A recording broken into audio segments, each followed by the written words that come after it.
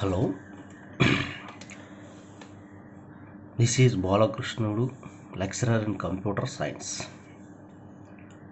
Today, I would like to discuss the topic functions in C language.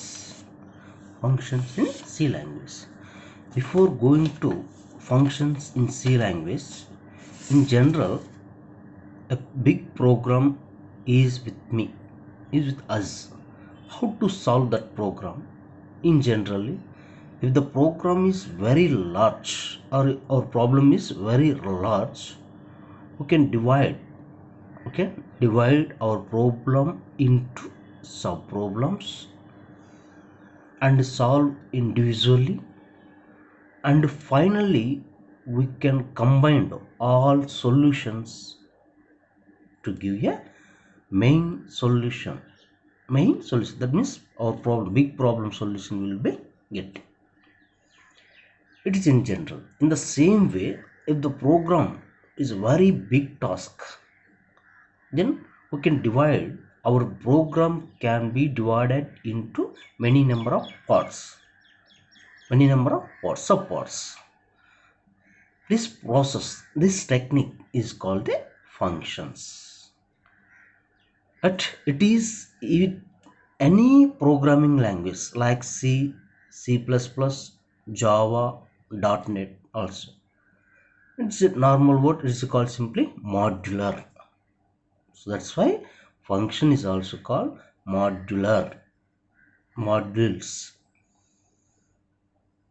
Here it is also modular programming language. So means our big program, they will be called the functions, modules, or methods. The way of pronunciation is like this one. So now we will discuss what is the advantage of the functions.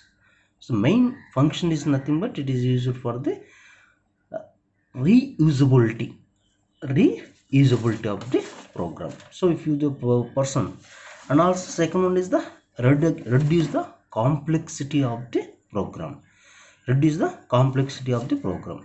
Means the first one is the reusing, and second one is the reduce the complexity of the program, and third one is the if the mistake, that means the debuggings are occurred by using function, it is very easy to find out where the error or debugging is occurred. It is easy to find out. Also next advantage, by easy to solve that debugging by using our function. So that means here by using function like this, simply definition of function means set of block of instructions which are executed. That means your function will be contains the many number of instructions, these instructions to solve our problem. So that our functions also can be divided two types. In C language, our functions can be divided into two types. One is user defined function, second one is predefined function. User defined function, second one is the predefined function. So here predefined function means it is also called built-in functions. In C language, our built-in functions like printf, scanf, abs, sqrt, str, gets, puts. So these are the already predefined functions. That means there is no need to define the function which is already defined. We are simply using the only just calling that function.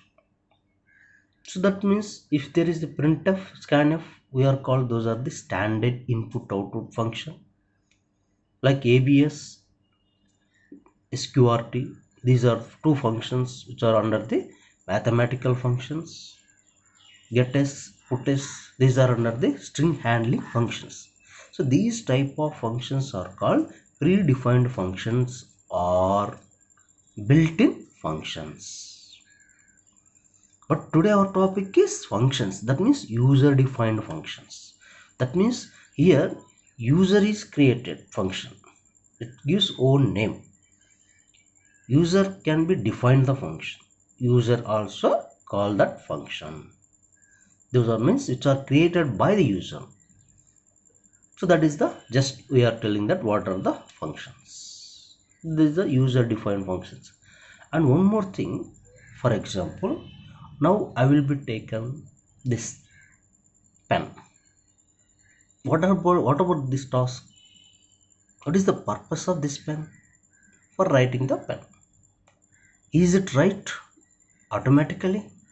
No. If want, I will take that pen. I am writing.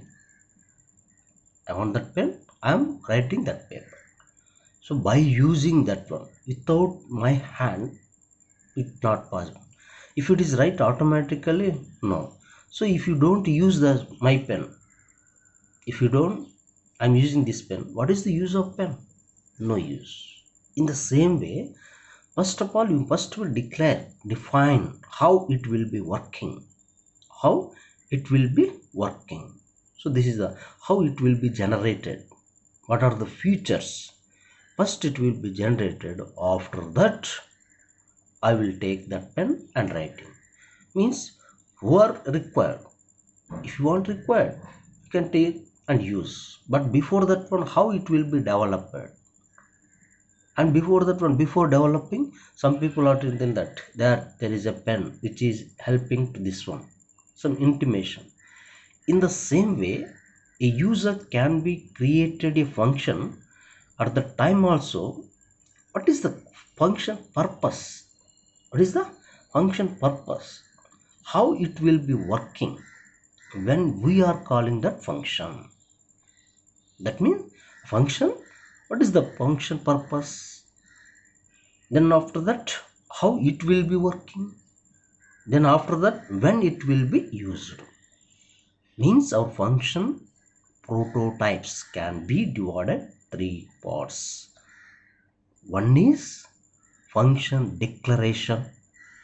Second one is function definition. Third one is function calling. Here function declaration means what is the purpose of that function, what is the name of the function, what are the inputs are required, what is the output from the function. And next function definition means how it will be working. And after that function calling means when we call that function. For example, I want to deposit amount in ATM. What is the input here required? Cash. What is the output? We are getting some receipt. That means here input is may or may not be equals to the output.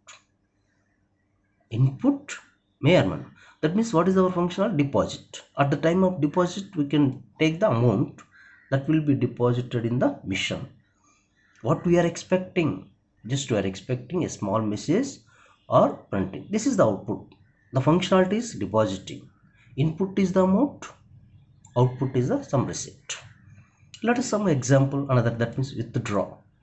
At the time of withdraw, it will be input is the pin number, but output is the cash. That means every function can be contains the some input and output. Sometimes there is no input and there is no output. Means based on our requirement, function can be divided. So that's why also our functions classifications are four types.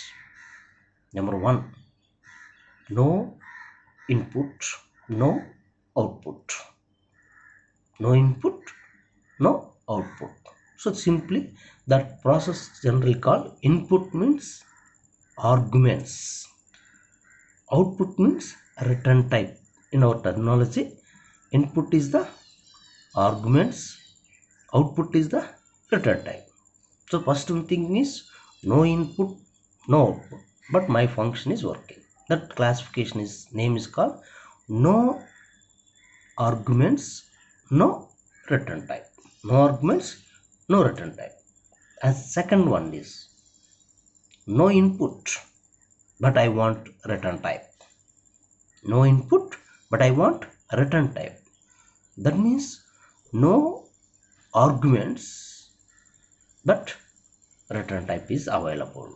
No arguments but return type is required. This is the second classification. First one is no arguments, no return type. Second one is no arguments but return type is required. And third one, no return type. No return type, that means there is no output but input is there. No return type but input is there. Sorry, no output is there. No output is there. No output, no input. That means the first one. Here I will the requirement output and input. That means arguments and return type. First one is no return type, no output.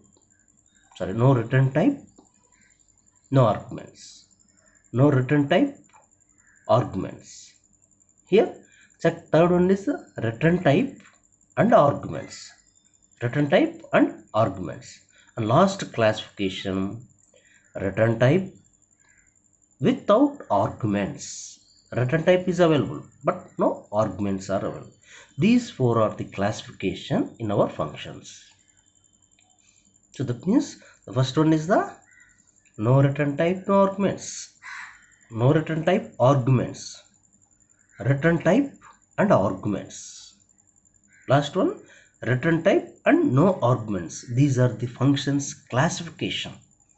So based on these classification, we can declare the function, we can define the function, we can call that function. So this is it. So finally simply I tell that what is a function? Block of instruction, or a large program can be divided into subprograms is called the function. There are two types of functions. One is the user defined and predefined. And after that, what we are learning, what are the advantages of the function. And after that, there are the four types of classification. This is the small introduction about that, what is a function. In next session, I will be explain what is the syntax of that function, how to classify that function, how to call that function, how to define the function, how to declare the function. Thank you. Thanks for watching my video. If you want more videos, please subscribe in my channel. You will get the more videos. Thank you.